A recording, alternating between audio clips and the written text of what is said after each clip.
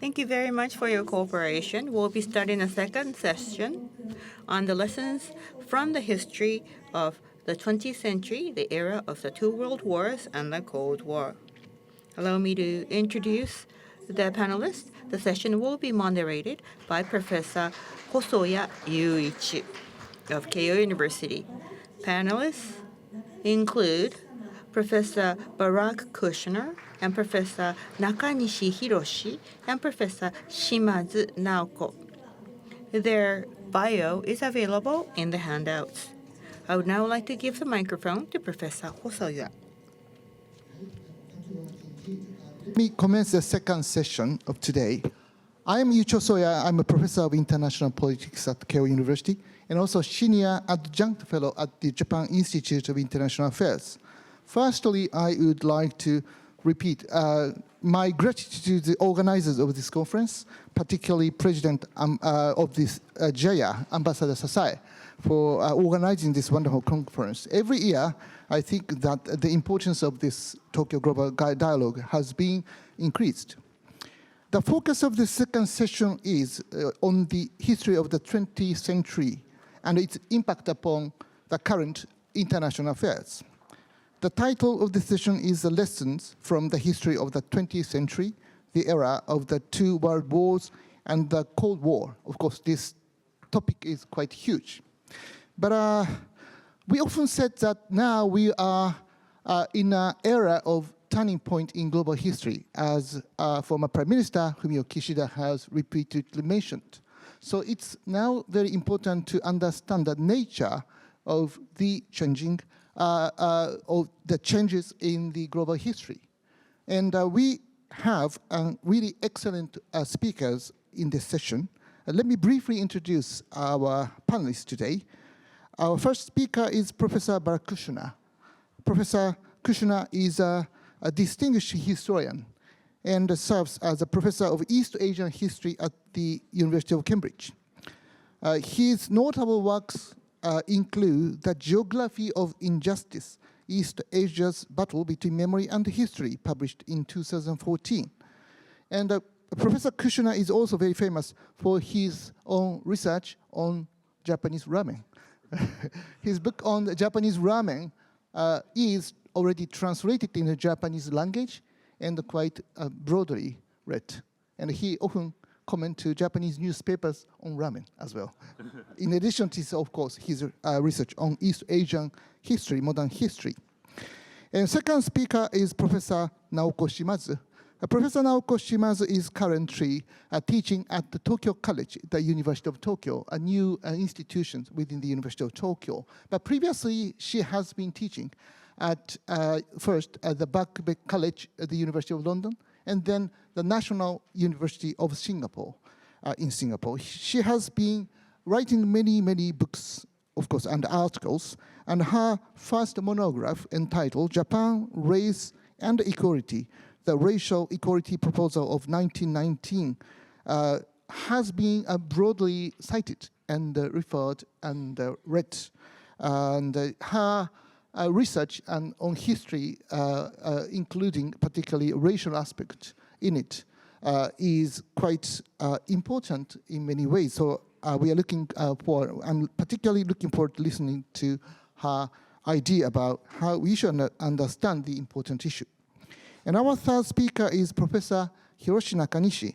Professor Nakanishi has been teaching international politics at the Graduate School of Government at the Kyoto University for over perhaps 3 decades. And he specializes in international history of the 20th century as well as Japanese foreign and security policy. And Professor Nakanishi has been serving in many, many advisory panels within the government. And notably, he recently joined an expert panel chaired by Ambassador Sasai, which comprehensively reviewed Japan's national defense capability during the Fumio Kishida administration in the process of creating a new national security strategy. I now like to invite each speaker to present their initial remarks in 10 minutes. So Professor Kushner, the floor is yours.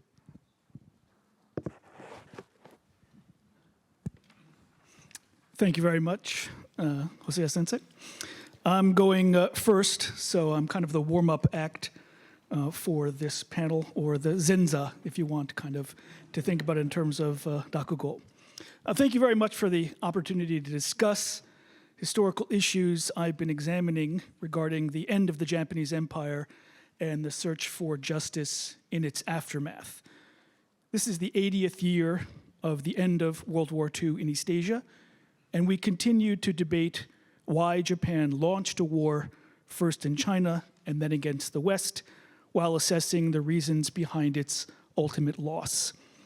And I was asked to address three main points: Japan's defeat, the idea of post-war justice, and the legacy of memory about empire and war. So first, let me begin with point one, the defeat. How Japan found itself defeated in the late summer of 1945 was an arduous process, and the interpretation of this continues today. There are various twists and turns, and some of those are reflected, I think, in how government and large organizations operate in Japan in this day and age. We can consider the 2011 Fukushima Daiichi nuclear meltdown as a comparison. Many asked, was the national leadership asleep at the wheel? Was it the company's responsibility? Or was the incident simply, quote, inevitable? But in terms of defeat and post-war, the use of these terms, I think, mirror our tendency to divide history according to what a famed French historian called the last catastrophe. And those labels ignore continuities or underlying structures that affect change, and they focus instead on military battles as historical milestones. And I think we're going to talk about this a bit in the discussion as well. While Japan's defeat was clear in its domestic islands, this wasn't the case at all in China, Taiwan, or the Korean Peninsula, where the Japanese Imperial Army remained extremely powerful. General Okumura Yasuji, the last Japanese imperial general really to have control in China, even questioned in his immediate post-war diary if Japan had actually been defeated. So the post-war order in East Asia did not accept the American view of Japan as a vanquished military has-been. Within the region, defeated Japan remained an important player and a model of modernity. Chinese nationalists employed former Imperial Japanese officers to train their new military on the island of Taiwan, while the Chinese Communist Party utilized thousands of, quote, retained Japanese technicians, soldiers, and nurses. Even South Korean army generals who had trained in the Manchu Imperial Military Academy, that training influenced their strategic outlook post-1945. The Japanese vanguard Meiji-era journalist turned imperialist, Tokutomi Soho, viewed the Japanese as students of what he called, in 1945, the school of defeat. As he explained to those seeking guidance, including future Prime Minister Nakasone, Japanese leaders were already thinking about the long game. They were advised to keep an eye on China as the key to Japan's future success. In the immediate post-defeat era, many were already considering the future rather than dwelling on the past. And this brings me to point two. Justice. While Japanese leaders tried to look forward, Japan's neighbors would not allow it to forget the past. European attempts to restructure society after Nazi oppression created new legal tools to try war criminals. The Tokyo trial took on much of this responsibility, but Japanese war crimes were adjudicated across the former empire in thousands of trials. And these trials represent what I call competitive justice. Despite the costly and time-consuming nature of war crimes tribunals, many groups pushed for them. They offered an alternative to continuing violence, and they legitimized post-war authority. European powers who claimed law and justice while reasserting their colonial power in Asian colonies needed to prove Japan wrong and themselves on the right side of history. For the Chinese, the goal was similar, to gain prestige in the international community. Japan attempted to create its own courts and investigations into the war's origins, but this was stymied at almost every turn by the Allies, who wanted to control the historical narrative. The trials spanned for more than a decade after the end of World War II. And the war concerned two issues for Japan: empire and the military battle for East Asian supremacy. The competition extended to information control as well. Americans concealed data about Japanese biological and chemical weapons to secure military secrets during the Cold War, protecting researchers from prosecution. The Soviet Union opened up one of the only trials on biological warfare in 1949, but the West dismissed it as propaganda. The conversation about justice received or justice denied continues today, demonstrating the emphasis placed on defining the meaning or meanings of Japan's empire and World War II. And this brings me to point 3, the legacy. The new order in East Asia attempted to center on the rule of law, but it faced many obstacles due to the absence of the rule of law in countries other than Japan. Post-war China split between the CCP, the Chinese Communists, and KMT, Chinese nationalists, controlled Taiwan. Neither allowed the rule of law to take hold, with mainland China basically continuing a series of different revolutions until the 1980s, and Taiwan implementing martial law until 1987. Sadly, the Korean Peninsula also saw little democracy until South Korea's transformation in the mid to late 1980s. East Asian governments were deeply concerned with managing how their populations understood World War II and how they understood Japan's imperial loss.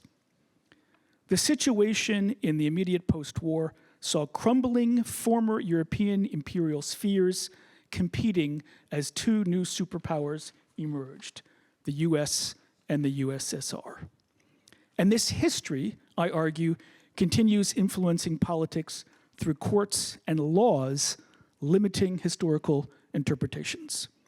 We have gotten to the point of an over-reliance on law, in the words of British Chief Justice Lord Jonathan Sumption, what he calls an empire of law.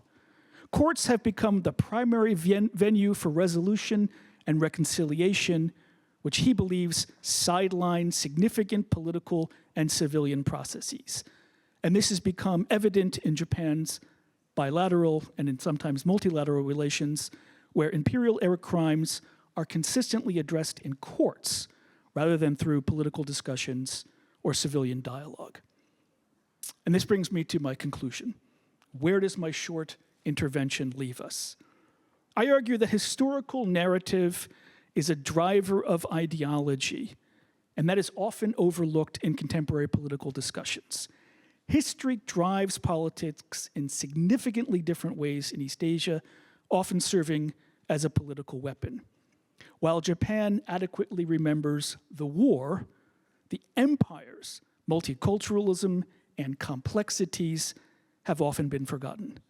Military disbandment is physically and somewhat perhaps easily achievable, but changing military-centered mindsets and education takes much longer. Empire does not truly end until the narrative about the past era changes. And one example of this is the persistent influence of historical issues on foreign policy in Japan. I recently was able to start reading through Funabashi Yoichi's 2-volume biography of the late Prime Minister Abe Shinzo.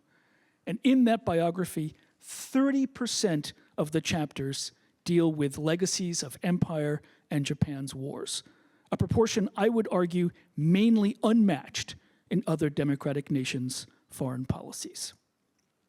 So I end on a note concerning the crucial lesson for contemporary Japanese diplomacy, since that was one of our tasks. I suggest that history cannot be declared irreversible. And this was evident in 2015, in the December 2015 accord between South Korea and Japan concerning comfort women, which claimed the issue, quote, was resolved finally and irreversibly. And I think this highlights the gap between politics and history and between ideology and perception. History continuously evolves, as do our interpretations of the past. Declaring historical consensus only invites more scrutiny.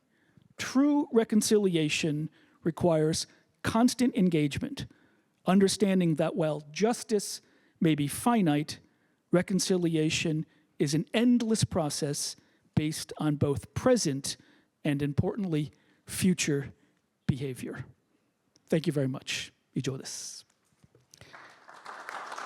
Well, thank you very much, Professor Kushner, for your brilliant initial remark. I originally asked three speakers to talk about the global history of the 20th century in 10 minutes. And I think that this should be a mission impossible.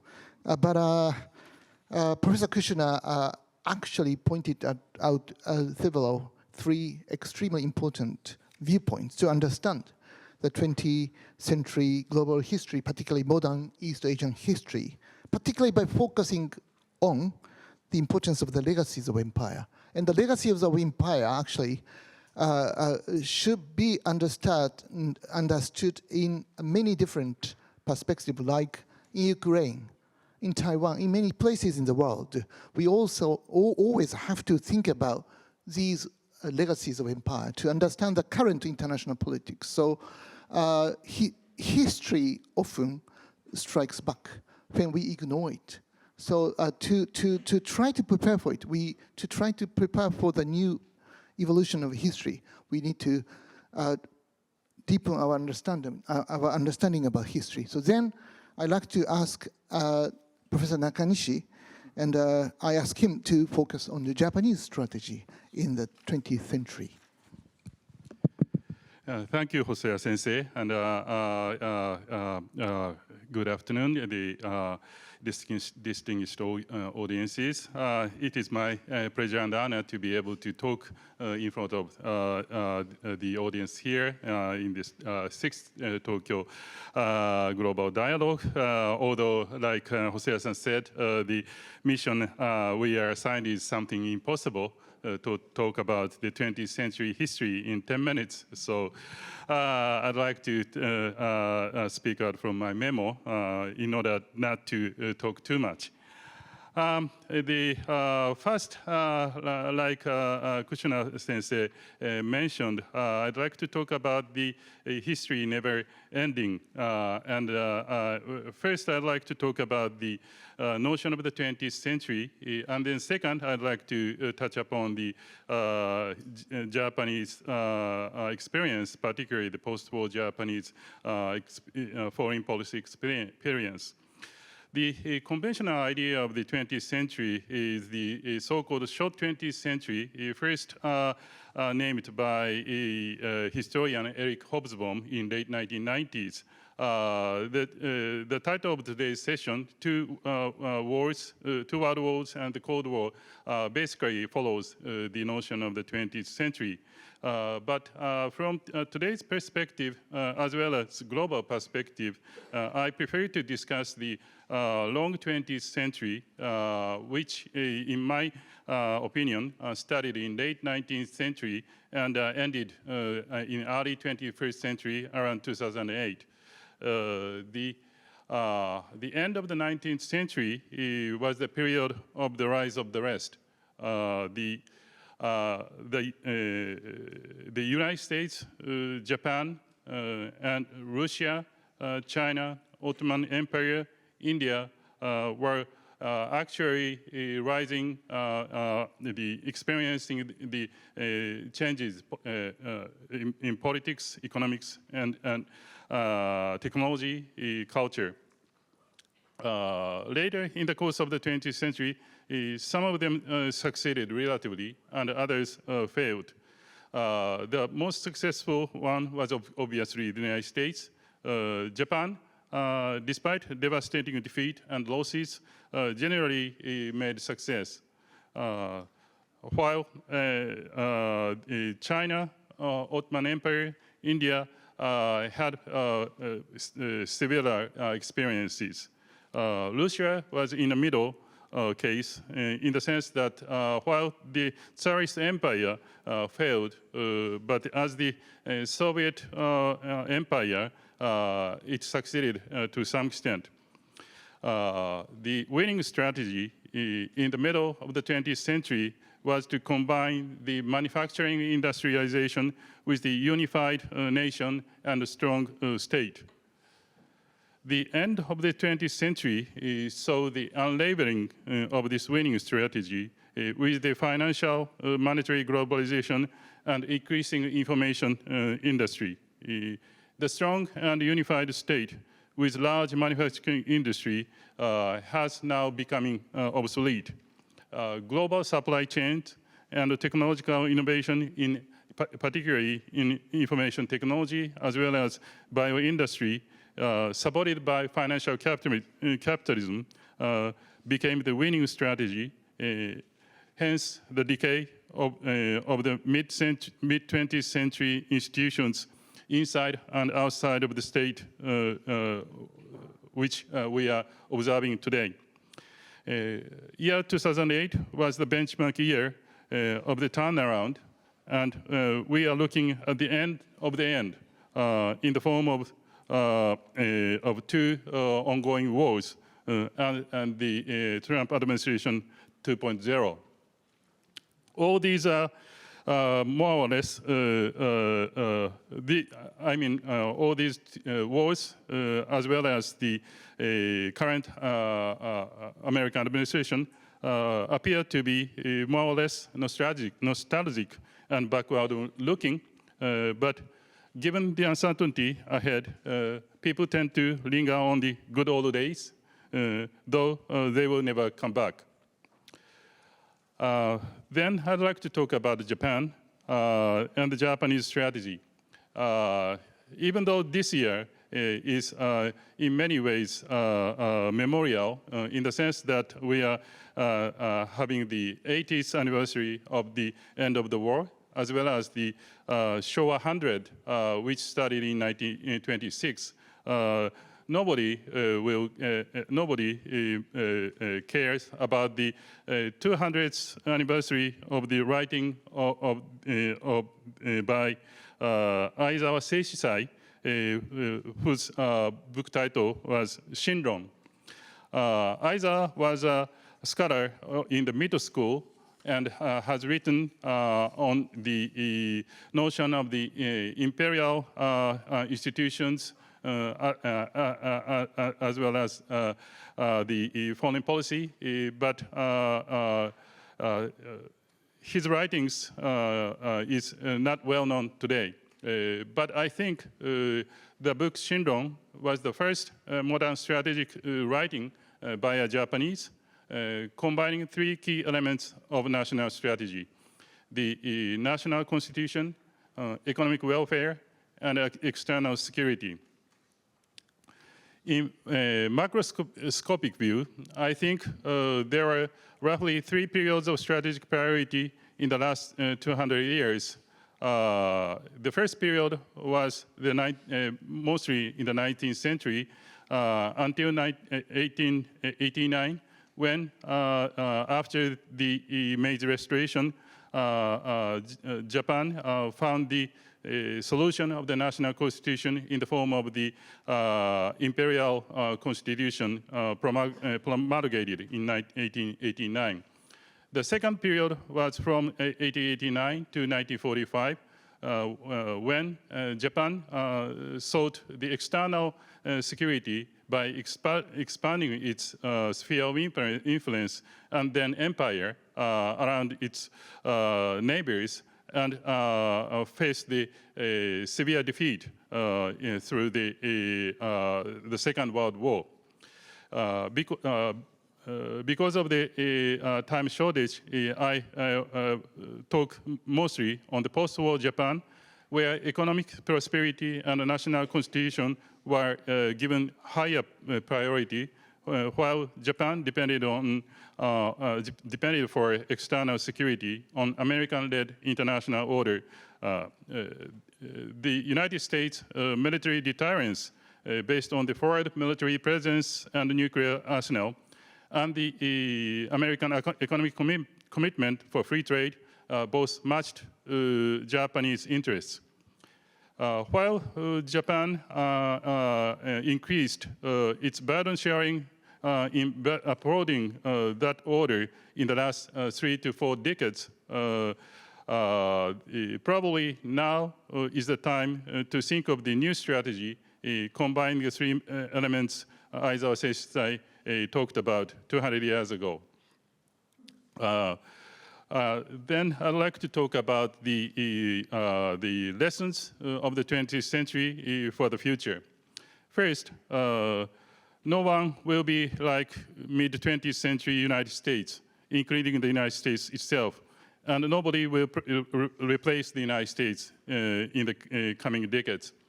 Like it or not, we are living with multi-civilizational worlds. That may sound a bit China or Russia-ish, but multi-civilizational world does not have to be the world of civilizational competition and conflict like Sam Huntington depicted 3 decades ago. Second, Trump presidency aside, the American military deterrence and commitment to free trade are both structurally declining because of the shift towards information capitalism. That is the rationale for the fundamental review of the Japanese external security thinking. Third, while Japan still keeps lots of resources, but the dwindling population is the key factor Japan needs to face directly with. There is no escape from this truth. Besides, Japan has lots of friends, but Japan probably needs to have more number of secure friends along with the United States. In neighbors, Asia-Pacific area, and in the Pacific region, and globally, including Europe and the other parts of the world. Fourth, despite multi-civilizational vision, we need to realize the primary commonness of mankind, the challenges to the humans by climate change, pandemics, deepening information society, and depopulation make us realize the commonness of mankind. And but bottom down, we Homo sapiens species are one and the same in time and space. Fifth and lastly, the commonness of mankind seems to be the one role Japan can play in the coming century, I think. The commonness of human being is both time and space oriented. Japan's openness in a sense of culturally importing various civilizations while accumulating those civilizations without suppressing the primary or primordial human experiences is one of the character which is unique to Japan, while which makes Japan's experience somewhat universal in terms of the human commonness.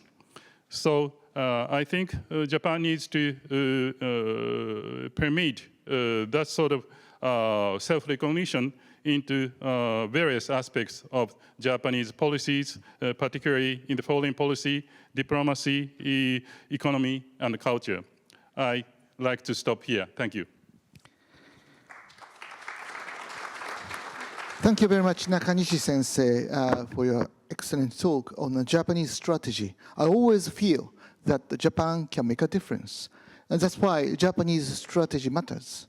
How to formulate, how to support the international order of our time. So I really like to thank Professor Nakanishi for sharing for your insights. As I mentioned in the beginning, Nakanishi-sensei played an important role in creating the recent national security strategy in the Kishida's administration, together with Ambassador Sasai. Ambassador Sasai and Professor Nakanishi were, I felt, two important strategic thinkers who actually created the foundation of the current Japanese strategy. And 12 years ago, in the Abe administration,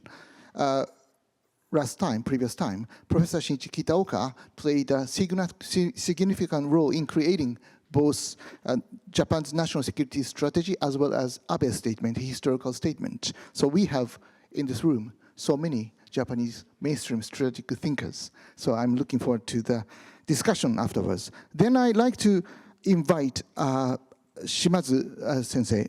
Professor Shimazu always has been trying to bring, from my viewpoint, innovations in the methodology of historical research by adding new, fresh insights. So I'm looking forward to listening to your today. Thank you very much.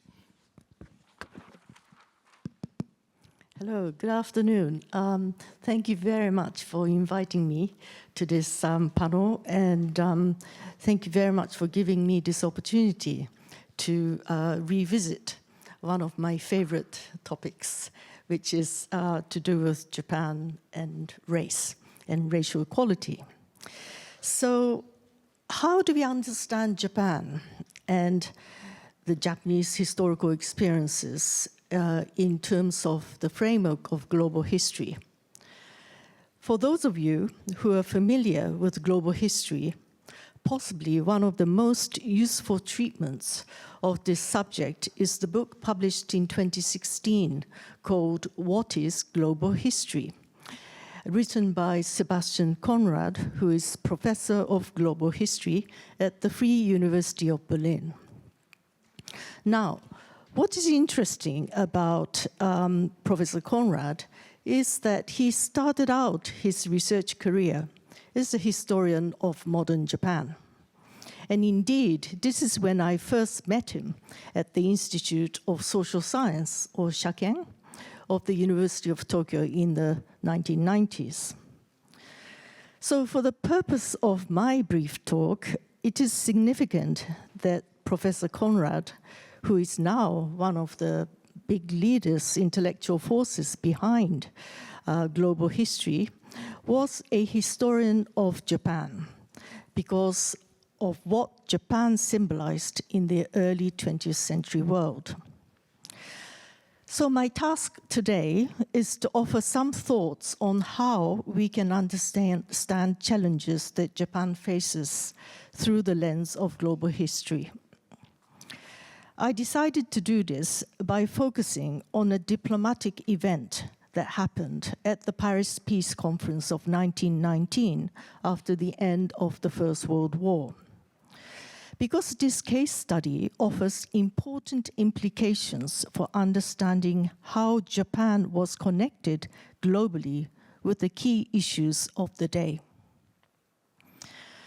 When Japan was invited as the fifth great power at the peace conference, following the United States, United Kingdom, France, and Italy, it had three peace demands.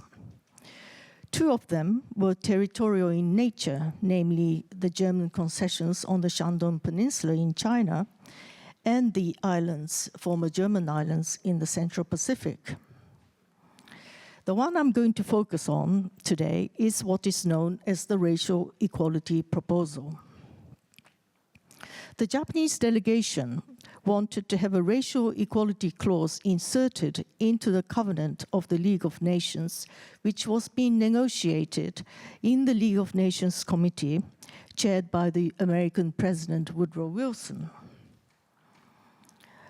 The official name for the proposal in Japanese was Jinshu Sabetsu Teppayan, or the proposal to abolish racial discrimination, which incidentally has quite a different connotation from the racial equality proposal, or in Japanese, Jinshu Byoudo An, the name which was more commonly used in English. Now, as I argued in my book, at the bottom line, what the Japanese really wanted through this proposal was to protect itself from being disadvantaged by racial discrimination in the new international order that was being created at the peace conference in the form of the League of Nations.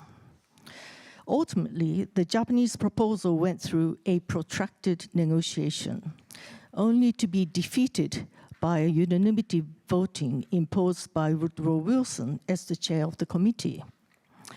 The significance of this proposal lies with the fact that it was defeated. Now, this diplomatic initiative at Paris in 1919 reveals some thought-provoking questions about Japan's place in the early 20th century world. Most importantly, it demonstrated that Japan's impact on contemporary international relations had become global by 1919, which was why the proposal had to be defeated. Ironically, the Japanese themselves had little self-conception that they had any global impact. So let me explain what I mean by this intriguing perceptual gap that existed about Japan in the eyes of the world, on the one hand, contrasted with the Japanese sense of their own positionality in the world on the other. So first, from the point of view of the history of Japanese diplomacy, the racial equality proposal was an extremely rare diplomatic initiative to be taken by the Japanese. It symbolized a major intervention in the prevailing norms of international society. Quite possibly, it was the first time when race was tabled at a major international conference by a great power in the history of international relations. What we can state definitively is that Japan had Japan not been one of the 5 great powers at Paris, there never would have been this discussion on racial equality. This is because of the underlying imperial consensus at the time, which precluded any issues that might undermine the fundamental prerogatives of empires, which were multiracial by definition. Indeed, unsurprisingly, race was a deeply divisive issue and threatening issue, and moreover considered to be an internal issue of empires and not a diplomatic issue. What the Japanese were asking was were asking for in this proposal was not universal racial equality. Nevertheless, race was used in the naming of the proposal, and that it had made it to the top table at the peace conference. Only 25 years later, racial equality was enshrined as a fundamental principle of international justice in the United Nations Charter. In 1919, it needed a Japan to have race discussed at the top level of this major international, major peace conference. And this was due to the fact that Japan had a symbolic presence in the world dominated by white Western imperial powers. Even though the Japanese did not articulate their positionality in this way, their very presence was an embodied presence of difference in the elite circle of great powers. Another point I'd like to make is that the racial equality proposal exposed an entirely different dimension of Japan's connections in the world, with serious implications for its global positionality. Among some leaders, the proposal was regarded as an immigration proposal, in particular, which could lead potentially to unlimited Japanese immigration to the territories of the member states of the League of Nations. This was a major problem with the British dominions, especially Australia, and Canada, as well as the west coast of the United States. Now, what Japan had not quite realized was that it had become a threatening military power in the Pacific by 1919, especially after the Russo-Japanese War of 1904-05. And in the 1907 Jellicoe report, it mentioned possible naval threat from Japan as one of the most plausible sources of threat to its interests in the Pacific south of the equator, driving the British dominions, especially Australia and New Zealand, into some panic. Now, the powerfully effective protest on the part of the British dominions, especially by Australia's Prime Minister Billy Hughes at the peace conference, was one of the main reasons for the defeat of the racial equality proposal in 1919. This was incomprehensible to the Japanese because the Japanese could never fully understand the complex interrelationship which London had with its dominions. Now, migration is a major theme in global history as it is about mobility and connectivity. Moreover, migration cuts across race and gender. The Japanese metropole was forever concerned that the unruly conduct of its citizens and immigrants around the world would cause embarrassment to Japan's increasingly important global status. What the Japanese elite found it hard to fathom was that their hard-earned international reputation as a first-class nation, despite it being a non-white state, could very easily be tarnished by the lower socioeconomic classes. Take, for example, the British Strait settlements of Singapore. The earlier generation of Japanese migrants tended to be predominantly women who came as sex workers, known as karayuki-san, and men related to the burgeoning businesses that supported the Japanese red light district in Singapore. Now, the later arrivals constituting the professionals and middle classes from Japan in the 1910s were appalled by what they saw of their compatriots and the damaging impact they were having on the national reputation of Japan and the Japanese as a race in the British Empire. Headed by the Japanese consul, a movement to prohibit Japanese prostitution in Singapore in 1920 started. And Singapore's pre-war Japanese community presents a very interesting case of how the local Japanese elite took issues with at hand to clean up prostitution, which was denigrating for nationals of a first-class nation to be involved with. For the elite, this was connected with Japan's positionality in the world of powers.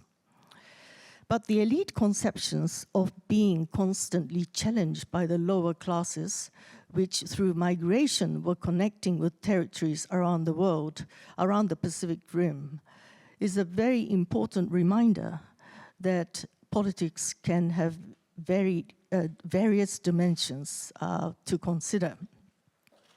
Now, in a very brief space of time, I hope I managed to convey why the racial equality question at Paris remains significant. The proposal revealed how Japan was deeply connected with the global issues of the day because of what it symbolized to the world then. The point about the relative awareness of the Japanese about their positionality in the world continues to be relevant to this day. Thank you very much.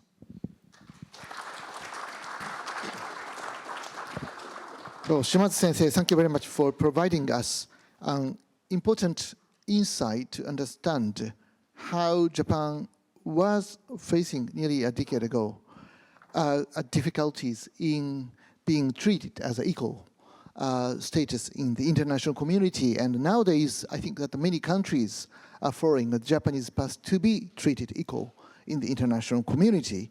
Surprisingly, three panelists actually kept time of the 10 minutes, even though the topic is so huge. So we have about 20 minutes for discussion among ourselves, I mean the panelists, and then we are going to have about 30 minutes question and answer Q&A session. First, I'd like to ask two big questions to all the three speakers. We have been dealing with important key issues of the global history in the 20th century.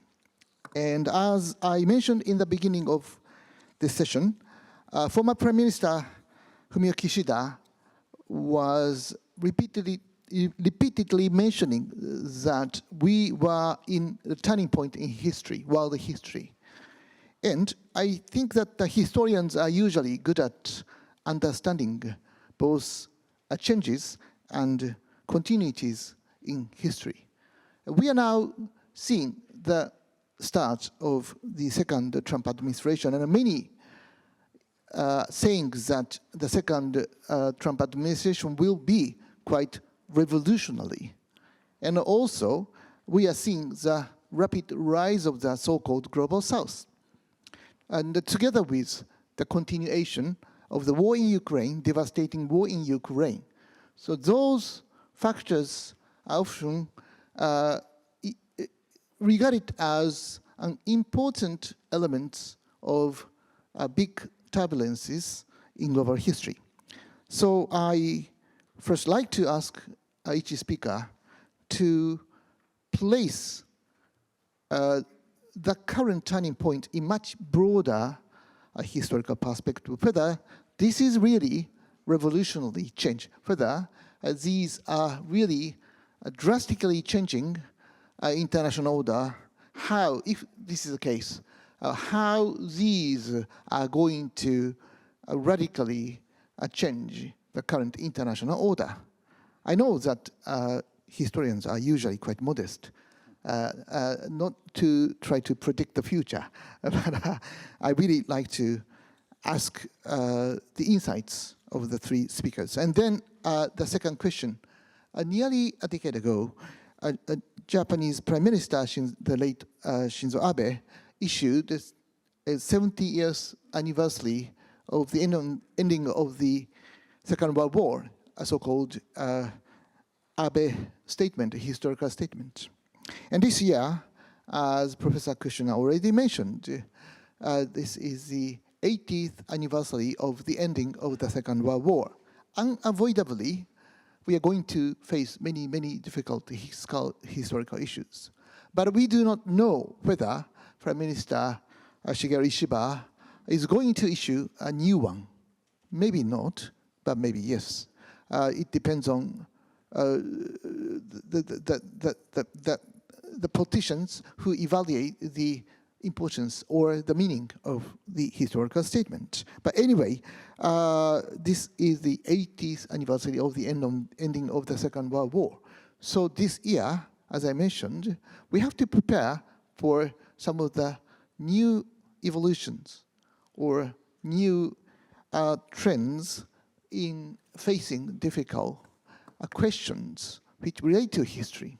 So after 10 years, when Prime Minister Shinzo Abe issued his own historical statement, what would be a new elements that Japanese Prime Minister or Japanese government or Japanese people need to take into consideration?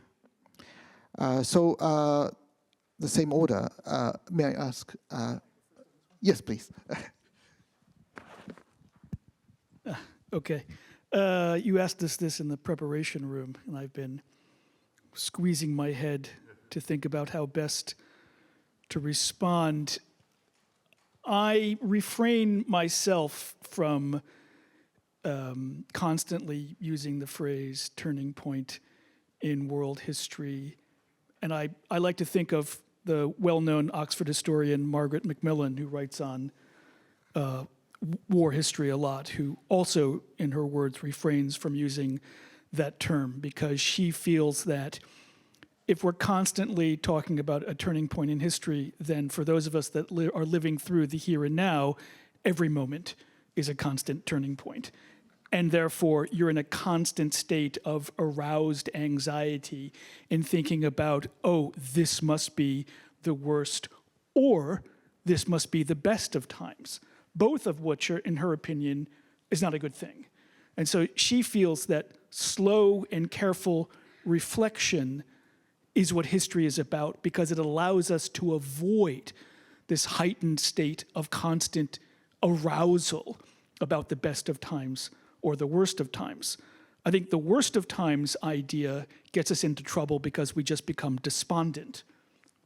You could be despondent about the current state of affairs in the US. You might be despondent, like I am, about post-Brexit in the UK and all the glory that that has brought us. Or you might be despondent in the other direction. The Trump administration's Make America Great Again. And if you ignore history and you listen to only that story, then the America of now is horrible, something happened, but we can restore the greatness that was. And my wife and I like to have this discussion about what was so great about America before 1965. Right? If you were a black American before 1965 in America, America was a pretty horrible place to live. If you were my mother, and my mother, you wouldn't be my mother, but if you had been someone like my mother, she was angry all the time that she couldn't go to Princeton University, where I went to graduate school, because she was a woman. There was no equality in society. So I think we have to be careful about overusing the phrase turning point of history, because it allows us to ignore the subtleties of continuity and the subtleties of change. And I think in that sense, we need time to assess. And you use the ramen example, and I wasn't going to go there, but I'll use ramen as an example.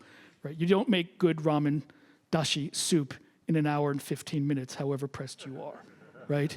Good ramen takes time. You have to let the soup cook for at least a day. Historians need time to assess. And it sounds like a very trite example, but I really do think it's true. I think if we look back in assessment, then we can see times of great change. And for me, maybe it wouldn't be Brexit. Maybe it would be the end of World War II in the United Kingdom. And I like to use the United Kingdom and the UK as a comparison, not only because you study it as well, but often America is overused as the comparison. At the end of World War II in the UK, they win theoretically, but they've lost the empire. They have rations. Things in the UK are really bad. And a politician comes out, Foreign Minister Ernst Bevin, and he creates a whole new welfare state. And he's someone who had risen from the ranks of poverty, self-taught, and he makes great change in that turbulent time in the UK. At the same time that he's making this positive change in a turbulent world, there's another almost comparable leader in Japan, Tokuda Kyuichi. Now, we often think of Tokuda Kyuichi, the communist leader. Also comes out in 1945, been in prison for 18 years. And he does not succeed in post-war Japan. Same sort of post-war turbulent time, although, of course, Japan is not a victor in the war, but very similar economic circumstances, having lost the empire as well. And he doesn't get to make the same changes. So for me, instead of labeling a turbulent time or a non-turbulent time, or this is the worst or best of times, I think if we take more specifics and look at them, we have a better idea perhaps of what was changing and why. And I think that goes to the question that came out with Ambassador Sasaya's question on resilient society, global resilience. Are we going to get to that next? I won't answer I should answer the global resilience? Okay. So in some ways, perhaps when we don't look at, is this a turbulent time, is this not a turbulent time, but ask more specific questions in historical investigations, we can then answer what is global resilience and how do we achieve it. And I think the Tokuda Kyuichi and Foreign Minister Bevin example is very interesting because it shows how the UK society in the immediate post-war had opened its class structure to more than just its elites. And it was creating a society for not just elites, but for the poor, the vulnerable, those who had been ignored by the state previously. and over time it became increasingly prosperous. Japan wasn't quite able to do that in the beginning of the early post-war, but eventually was because its society also opened up. And I think those questions more specifically perhaps help us understand the difference and then help us adapt policies that achieve such a society. And you asked, should I go to the second question? You asked the second question about the 80th year of the anniversary of the end of the war. And what I wrote in my notes is, at what point do we keep remembering, but at what point do we start forgetting? And this has come up a lot in memory politics, but also in reconciliation. No one wants to forget, but we certainly can't remember everything.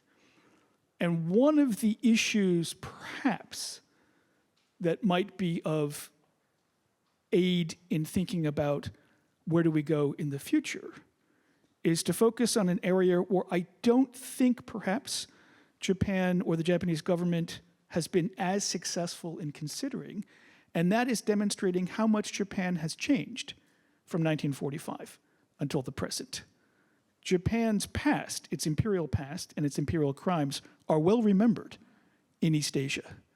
But the transformation from that turbulent time up until 1945, until the present 2025, is not as well articulated or perhaps is not as well heard in other parts of the world.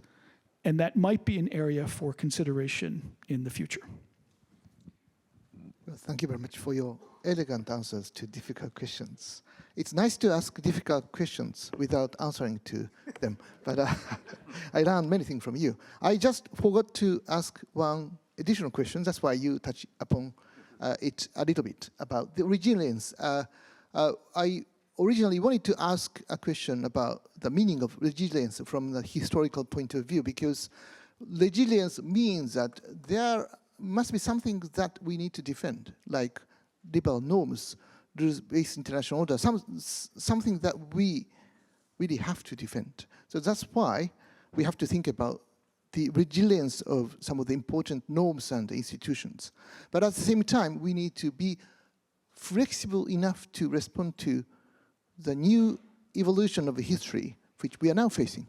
That's why resilience is perhaps situated between the change and continuity, flexibility and importance of defending some important values and norms and institutions. So this was original additional question which I wanted to ask you three, but you don't have to do that because I have that limit of time, but well, whichever you like. But anyway, I'd like to ask then Nakanishi-sensei. Thank you for posing us very difficult questions, and you ask answers to your difficult questions. Yes, I agree with what Professor Barak said. Everything he said, including, of course, his remarks on ramen. But at the same time, people or society want to make the periodization of history for the sake of probably for various reasons. So demarcating what is history and what's present, or the combining the past experiences to today or futures actions. So that's why we are concerned about anniversaries and that kind of thing. But first, I'd like to talk about the rise of the Global South.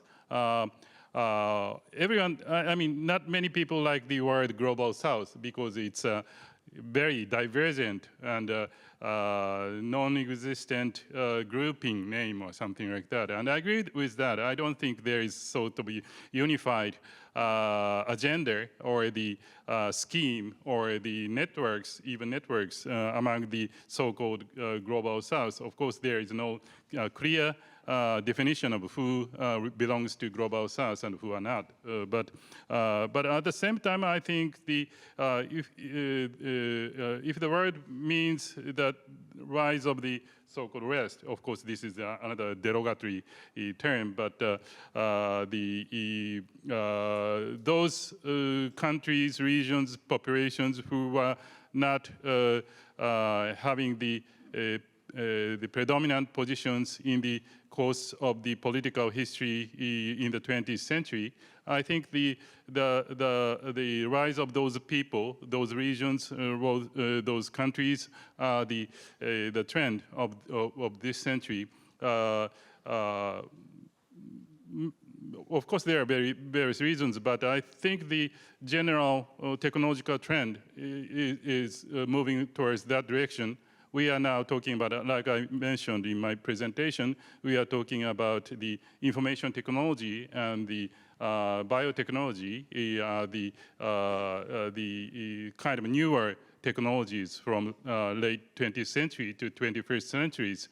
And both are the kind of ubiquitous, universal technology, unlike the case of the nuclear technology, where in the middle of the 20th century, only the most advanced industrial countries could have been engaged.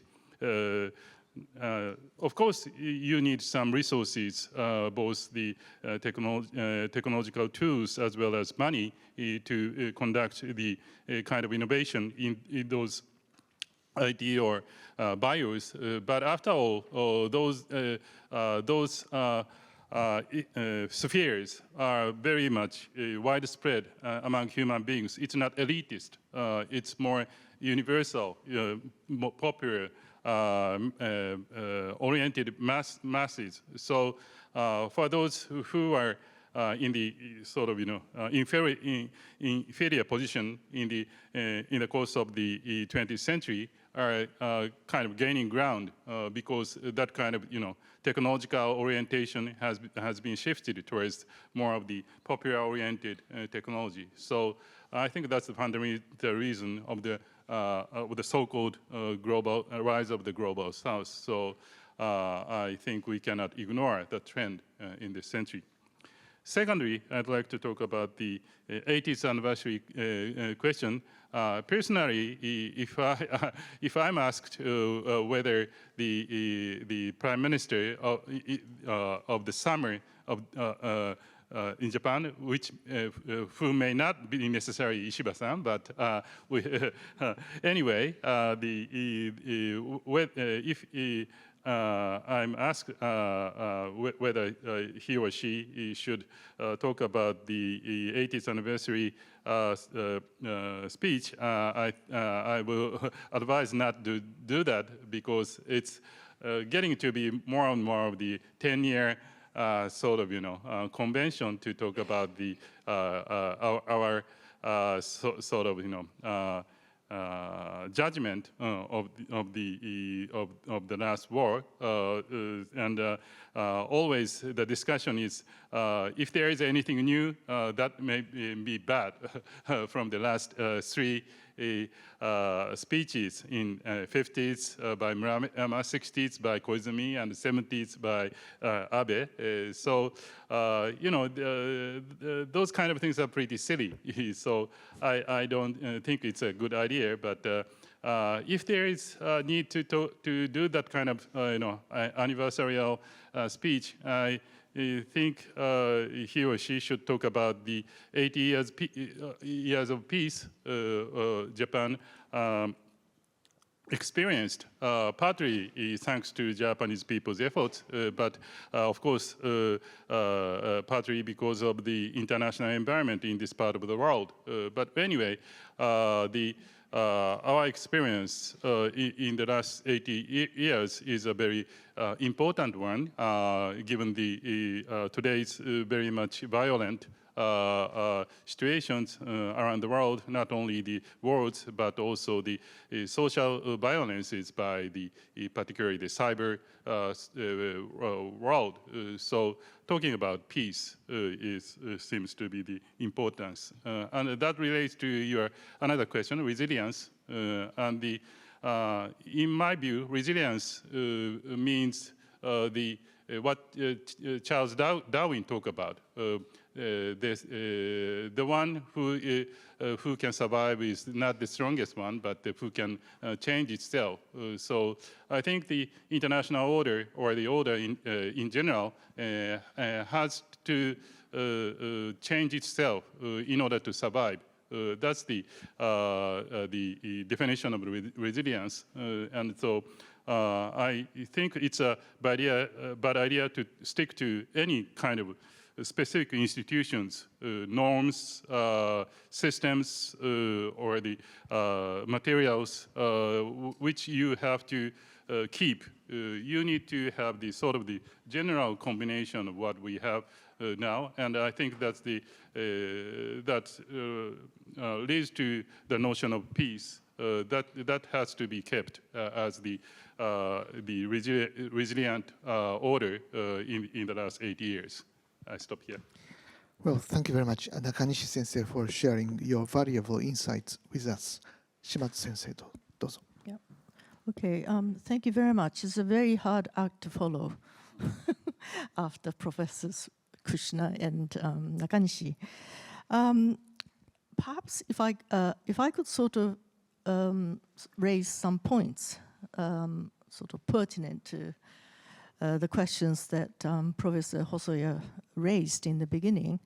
Well, first of all, this idea of a turning point in history, I obviously, agree with Barack, and that there is no end to saying when this is a turning point. No, it's not. It's the next year that's a turning point, because in history, we essentially have two ways of thinking about it. One is things evolve or change according to the interrelationship between structure and contingency.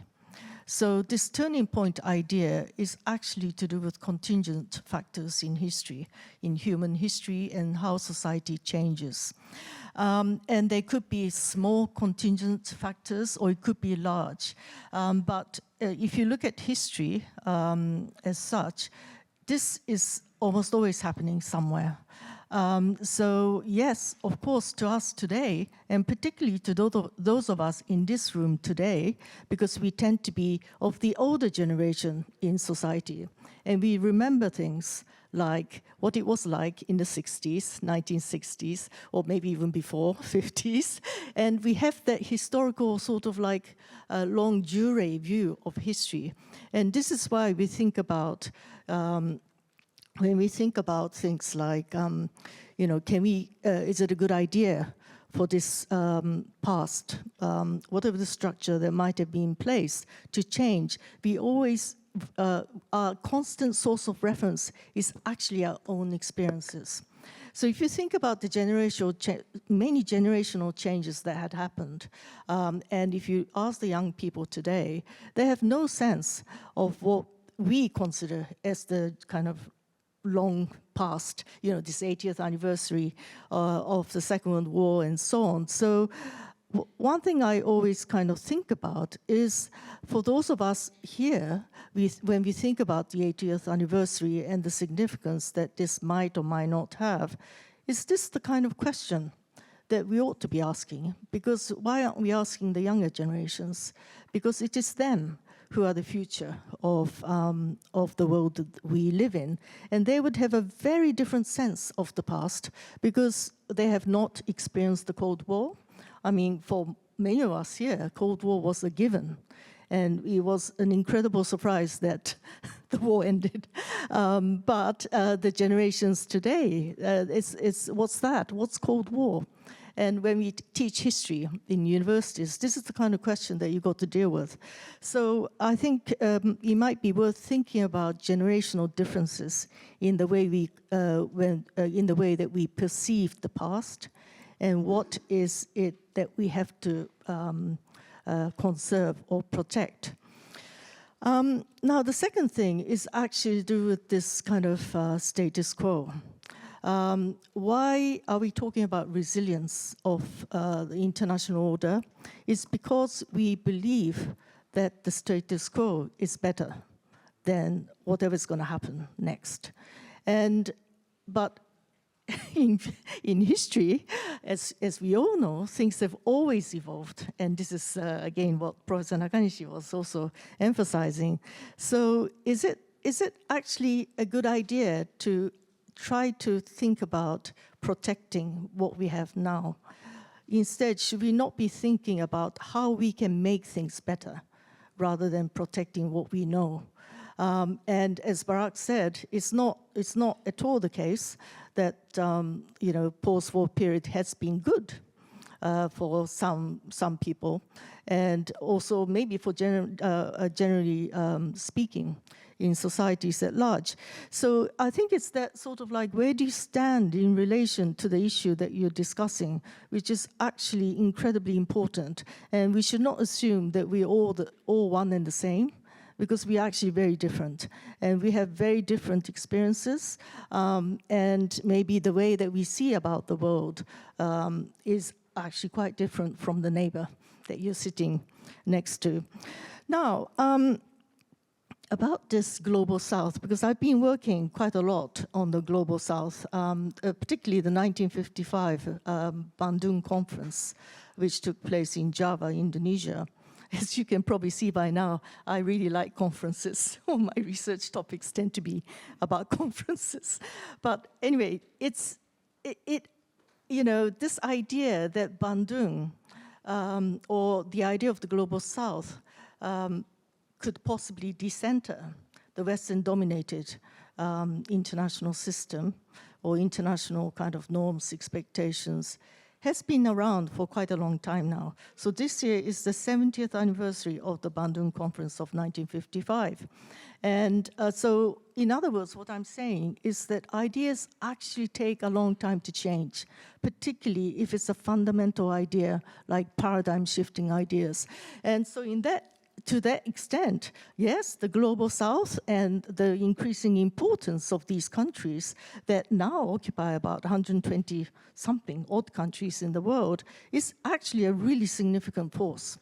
And I'm of the view that it's not a bad thing at all that these countries, which have probably a lot more energy and ideas about how it could change and how they could impact on this kind of global system, it might be a very interesting alternative for us to consider in terms of thinking about international order in the decades to come.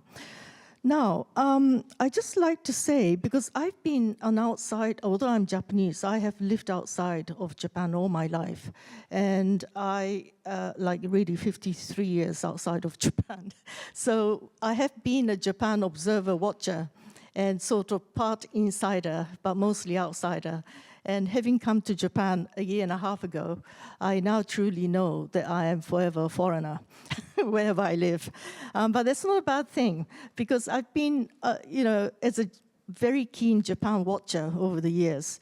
One thing that I could say, coming from Singapore, which is where I most recently lived for 7 years, Japan is a very interesting alternative. And by coming to Japan, I realized that the Japanese people don't realize this. Japan actually has something that it can offer to the world, but it's so kind of introspective. It only looks within. And what is very surprising to me nowadays is how little interest there is among the young people about the outside world. And as you know, my talk was actually about the early 20th century, but Japan cannot live in isolation to the outside world, and it should not be, because it actually has a lot to offer. And when I kind of talk to institutions and scholars in Europe and in the States, they're often looking for partners in Asia, because Asia at the moment is not stable, and Japan is stable. And this is the point that I think Japanese policymakers, I hope, will really take into consideration, because there is something Japan can do. But I think it's sort of, it hasn't really, or maybe it has been, and maybe it's just my ignorance, but I really think there's something that can be done in all these many sectors. I mean, in my case, it's primarily about the university sector. But I think there is quite a lot to be done, and we ought to really put our thinking caps together to think about what can be done. So anyway, thank you very much, Professor Hosoya. Thank you very much indeed. I hope that many youngsters are now watching this Tokyo Global Dialogue online to know what's happening in the world. Well, I was informed that because we started 10 minutes late, we are giving additional 10 minutes. So we have about 20 minutes or so to discuss with the floor. And in the beginning, if I may use my privilege as a moderator, I'd like to ask Professor Kitaoka. As I mentioned, he played a key role in creating 10 years ago Abe's statement. So Kitaoka Sensei, please.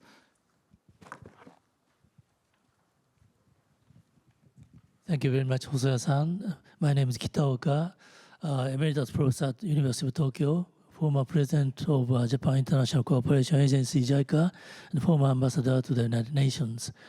I believe that this session is about the lessons from the 20th century history and the era of World War and Cold War, which was not very much discussed in your presentations.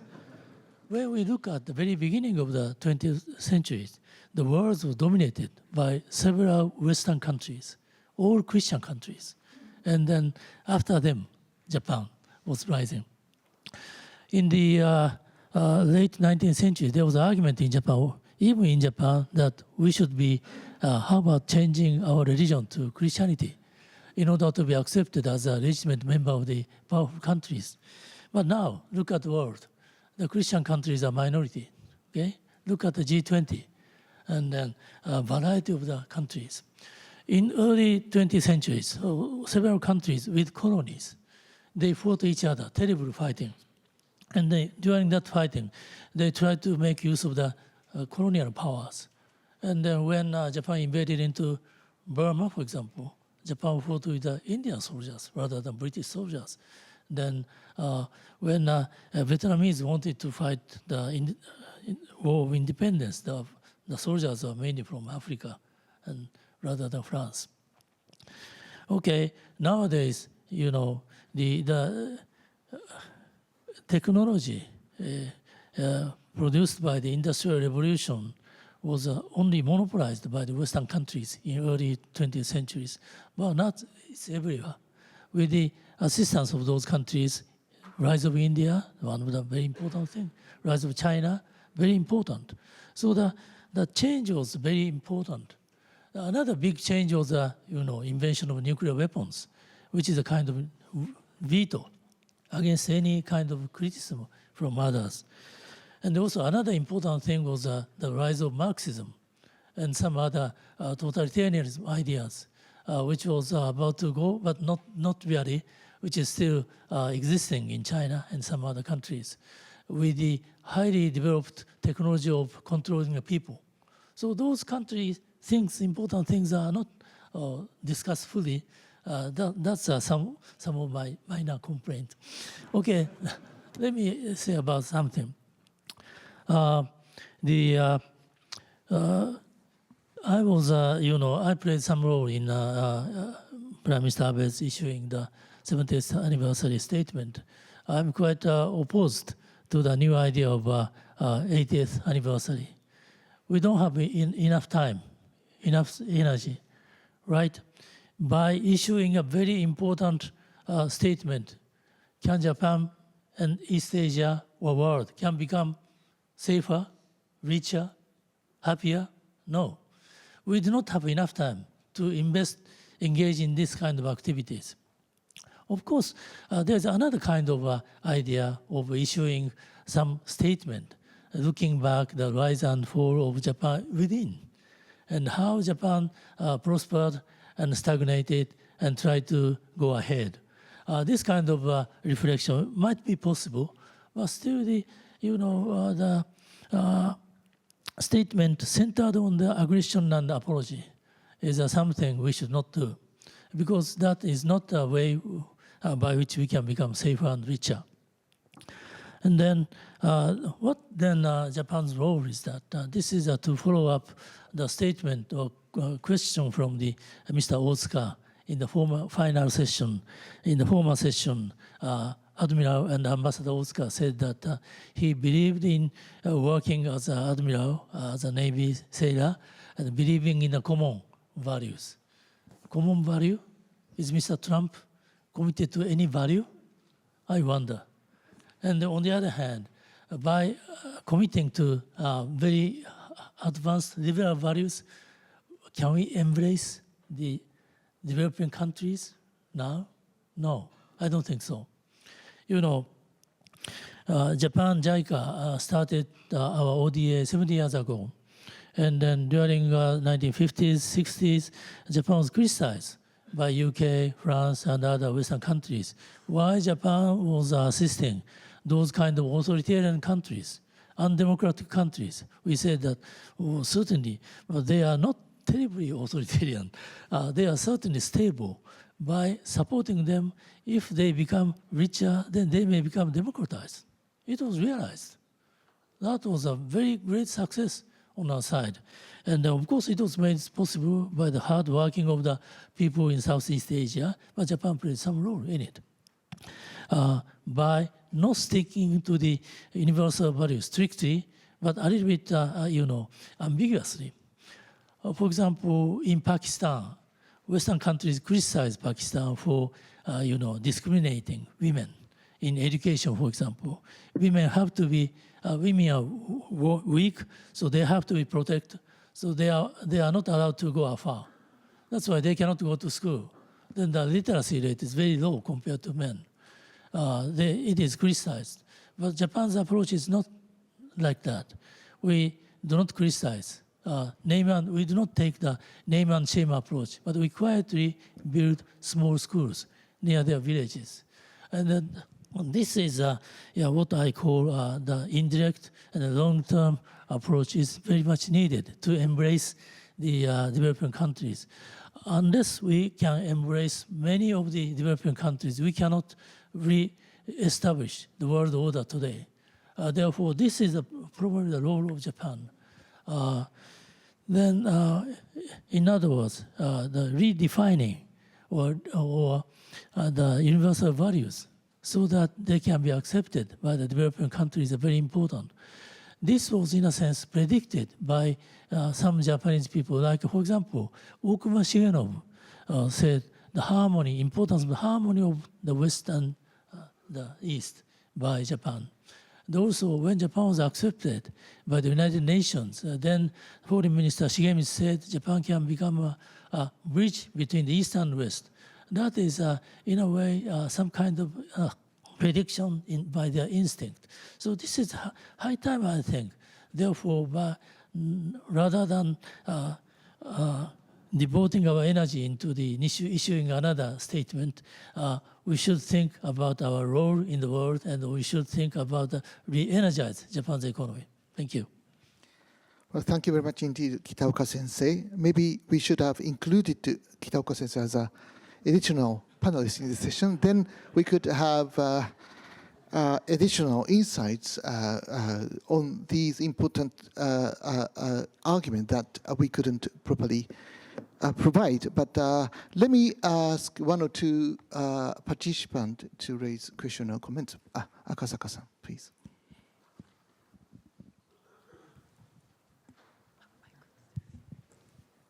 Thank you, Jose Sensei.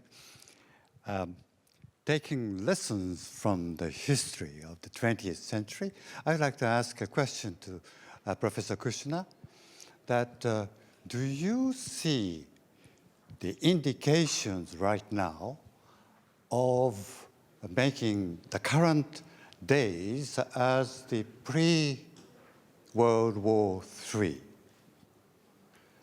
Now, America is leaving WHO.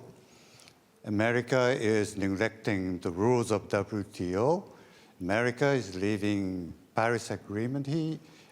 Mr. Trump seems to be turning over the progress being made so far. Now, looking back the history before the Second World War, do you see some similar developments? And people must have thought that the war was unthinkable. Now we have been thinking for the last 80 years that the global war was unthinkable. But it may be thinkable right now with Mr. Trump and Mr. Xi Jinping and Mr. Putin. There are lots of interesting players which make us worried. Do you see indication that we are living actually in a dangerous period just before the World War III? Thank you. Okay, thank you very much. Maybe we need to ask finally each speakers in 2 or 3 minutes for the final remarks. Maybe you should be the last, and Shimazu-san, Nakashi-sensei. Okay. Well, thank you for that question. I know you didn't ask me, but I thought that in relation to World War II, were the conditions then comparable to the conditions now? I think that interwar period was a very unstable period because of the way the First World War and the peace terms at Versailles were created. I think a lot of people then probably felt that there could be another war. So, and it did happen pretty soon after the First World War. So I think in that sense, it was probably situationally quite different from now. And I think, so that would be my point in a very quick way. Thank you.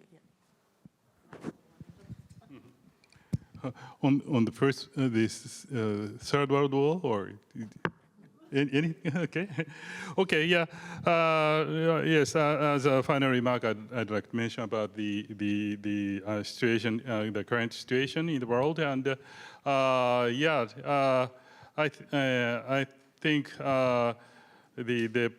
it's a historic irony that when people think we are smart enough to be able to avoid war, that will tend to happen. That's the problem. At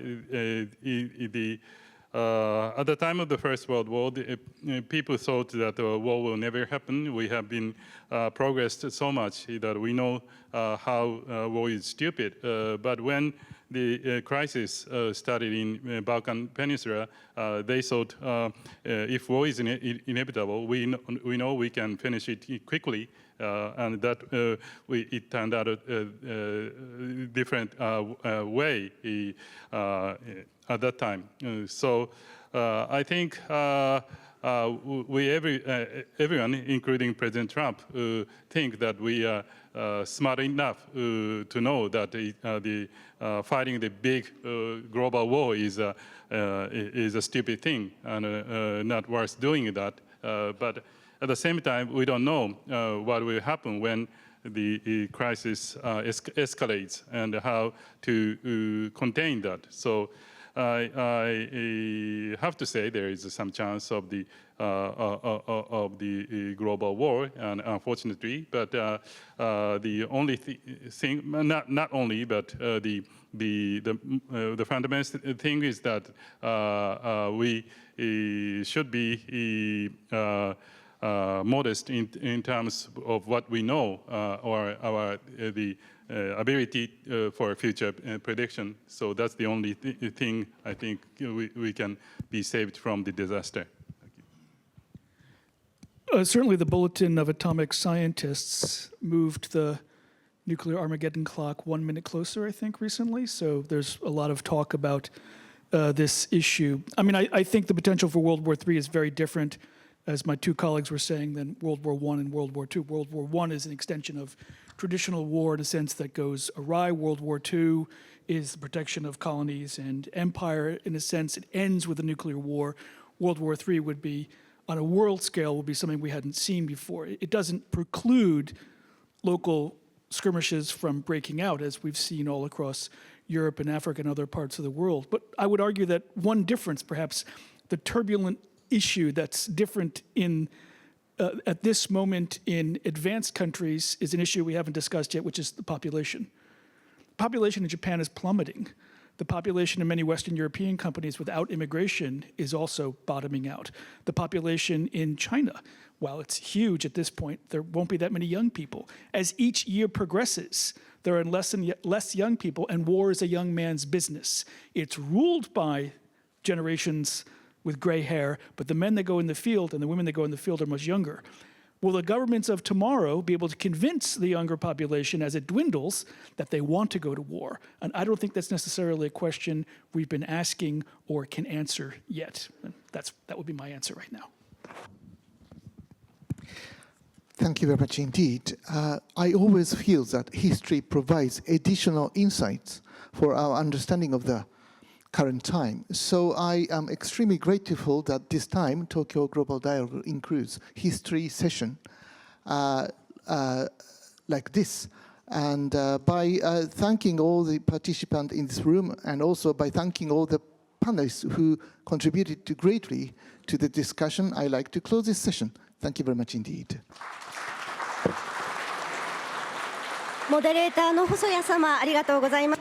Thank you very much, Mr. Hosoya, for the moderation. Thank you very much for all the panelists. Thank you.